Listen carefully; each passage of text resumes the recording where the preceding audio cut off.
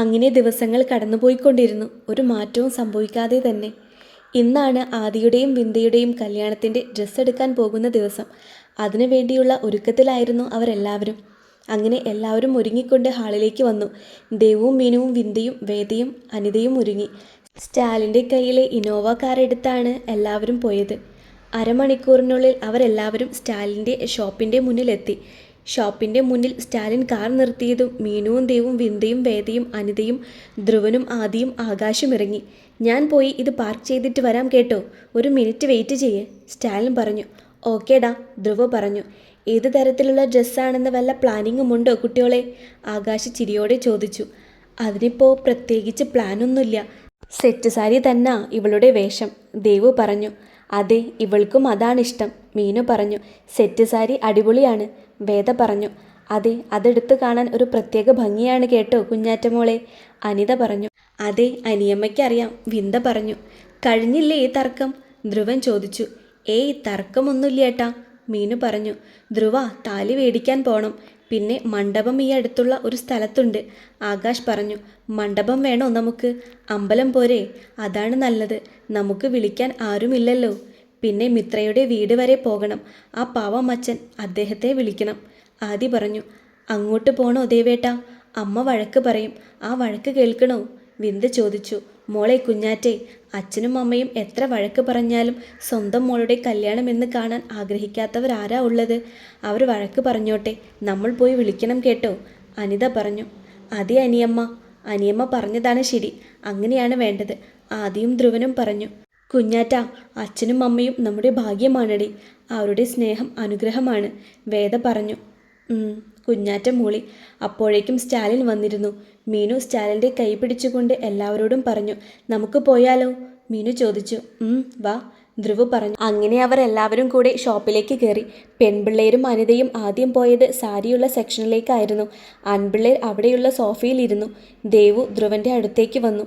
ശിവേട്ടാ, എനിക്ക് സാരി വേണ്ട, വേറെ എന്തെങ്കിലും മതി, ഒന്ന് സെലക്ട് ചെയ്ത് തരുമോ, ദേവു ചോദിച്ചു. ഞാനെന്തിനാ, നിനക്കങ്ങ് പോയി സെലക്ട് ചെയ്തൂടെ, നിനക്ക് കണ്ണില്ലേ, ധ്രുവ് ദേഷ്യപ്പെട്ടു. അതോടെ ദേവും ഒന്നും മിണ്ടാതെ തിരിഞ്ഞു നടന്നു. ആ ഭാഗത്തു നിന്നും പോയി വേറെ ഒരു ഭാഗത്ത് നിന്നു. ഫോണിൽ നോക്കി ഒന്ന് തിരിഞ്ഞ് ധ്രുവ് കാണുന്നത് അവിടെ മുഖം വീർപ്പിച്ച് കയ്യും കെട്ടി നിൽക്കുന്ന അവളെയാണ്. ധ്രുവൻ്റെ നോട്ടം ഒരു നിമിഷം അവളിൽ തറഞ്ഞു നിന്നുപോയി. കുഞ്ഞുകുട്ടികളെ പോലെയാണ് കാണാൻ. ധ്രുവ് ഒരു പുഞ്ചിരിയോടെ എഴുന്നേറ്റു. ദേവു നിൽക്കുന്ന ആ ഭാഗത്തേക്ക് നടന്നു.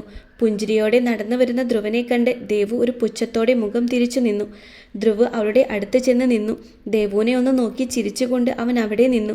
ഞാൻ സെലക്ട് ചെയ്ത് തരണം എന്ന് നിർബന്ധമാണോ, അതോ അല്ലേ, ധ്രുവ് മെല്ലെ ചോദിച്ചു. ചെറിയ രീതിയിൽ നിർബന്ധമാണ്, ദേവു പറഞ്ഞു. ആണോ, ധ്രുവ് ചോദിച്ചു. അതെ, ദേവു പറഞ്ഞു.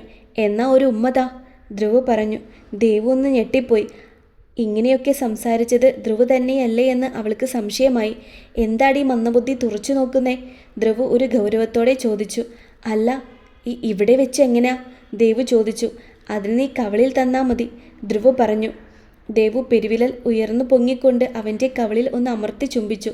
അടുത്ത നിമിഷം അവൻ കുനിഞ്ഞു വന്ന് ദേവുവിൻ്റെ ആ കുഞ്ഞുമുഖം കൈക്കുള്ളിലെടുത്ത് അമർത്തിയൊന്ന് ചുണ്ടിൽ ചുംബിച്ചു. പെട്ടെന്ന് തന്നെ വിടുകയും ചെയ്തു. അവിടെയുള്ള ഒരു സ്റ്റാഫ് ഗേൾ ദേവുവിനെ അസൂയയോടെ നോക്കി നിന്നു. മിഴിച്ചു നിൽക്കാതെ വാടി, ധ്രുവ് പറഞ്ഞു. ദേവു ധ്രുവൻ്റെ കയ്യിൽ അമർത്തി പിടിച്ചുകൊണ്ട് വേറെ ഡ്രസ് സെക്ഷനിലേക്ക് നടന്നു. അവിടെ നിന്നും അവൾക്ക് ചേരുന്ന കുറേ ഫ്രോക്ക് കുറേ സെലക്ട് ചെയ്ത് കൊടുത്തിരുന്നു. വിന്ദയ്ക്ക് സെറ്റ് സാരി വേണ്ട, പകരം പട്ടുസാരി മതി എന്ന തീരുമാനത്തിലെത്തിയിരുന്നു.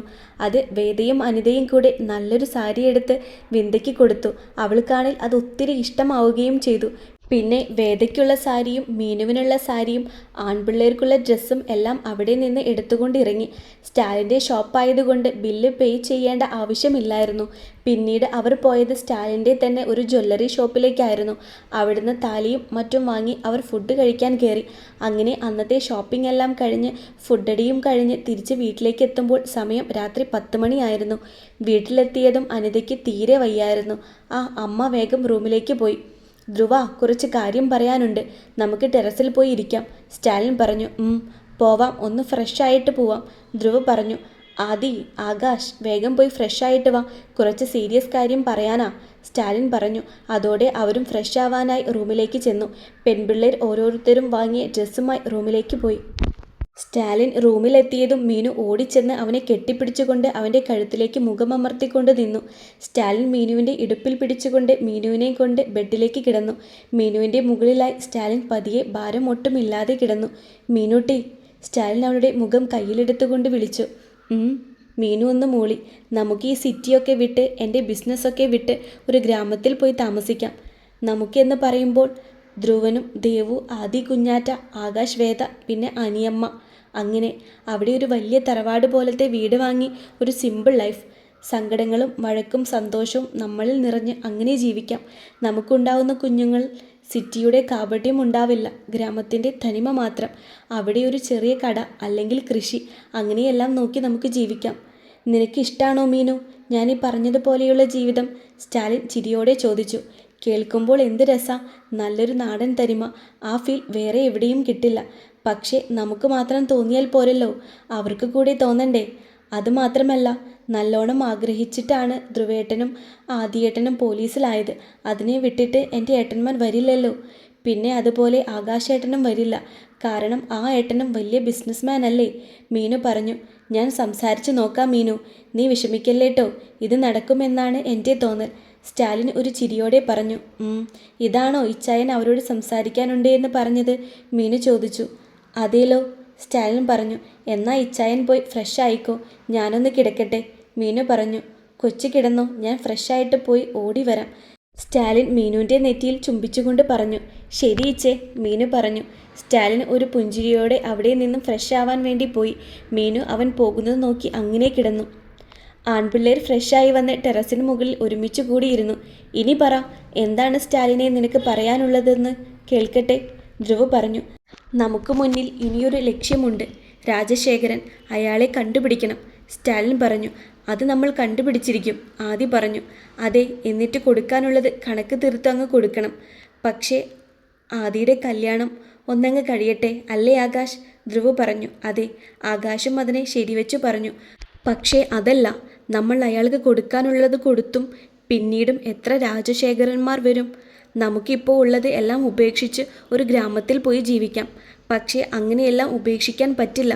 കാരണം നമ്മൾ നല്ലോണം കഷ്ടപ്പെട്ടെത്തിയ നിലയാണിത് എന്ന് കരുതി നമ്മുടെ കൂടെ ഉള്ളവർക്കും ഒന്നും പറ്റരുത്. അതിനു വേണ്ടിയാണ് ഞാൻ പറഞ്ഞത്, സ്റ്റാലിൻ പറഞ്ഞു. നീ ബാക്കി പറ, ധ്രുവൻ പറഞ്ഞു. ഞാൻ പറഞ്ഞു വരുന്ന കാര്യം നിങ്ങൾ വ്യക്തമായിട്ട് കേൾക്കണം, എന്നിട്ട് ഒരു തീരുമാനം പറയണം, കേട്ടോ? ധ്രുവ, നീയും ആദിയും ഒരുപാട് ആഗ്രഹിച്ചു നേടിയ ഈ ജോലി അങ്ങനെ വിട്ടിട്ട് വരാൻ പറ്റില്ല എന്നറിയാം. അതുപോലെ തന്നെ ഞാനും ആകാശും ഒരുപാട് സഹിച്ച് ഇഷ്ടപ്പെട്ടവരെ നഷ്ടപ്പെടുത്തിയാണ് ഈ നിലയിൽ വന്നത്. അതുകൊണ്ട് ഇതൊക്കെ ഹൈഡ് ചെയ്തുകൊണ്ട് ഇനി ജീവിച്ചൂടെ എന്നാണ് ഞാൻ ചോദിച്ചത്. ധ്രുവനും ആദിക്കും കൂടെ ഒരു പ്രൈവറ്റ് ഡിറ്റക്റ്റീവ് കമ്പനി ഒന്ന് സ്റ്റാർട്ട് ചെയ്യാം. എനിക്കും ഇവനും ബിസിനസ് രഹസ്യമായി പാർട്ട്ണർഷിപ്പായി നടത്തിക്കൊണ്ടു പോകാം. പക്ഷേ ഇത് നമ്മുടെ ഭാര്യമാരോ വീട്ടുകാരോ അറിയാൻ പാടില്ല. അവരുടെയും മറ്റുള്ളവരുടെയും കണ്ണിൽ നമ്മൾ കുടുംബമായി ഒതുങ്ങി ജീവിക്കുന്നു. ഇതൊരു ഒളിച്ചോട്ടമല്ല, നമ്മുടെ കൂടെയുള്ളവരെ ഒന്ന് രക്ഷിക്കാൻ വേണ്ടിയുള്ള ഒരു മാറ്റം. ധ്രുവൻ, അന്ന് പറഞ്ഞ പോലെ പുതിയൊരു ജീവിതം.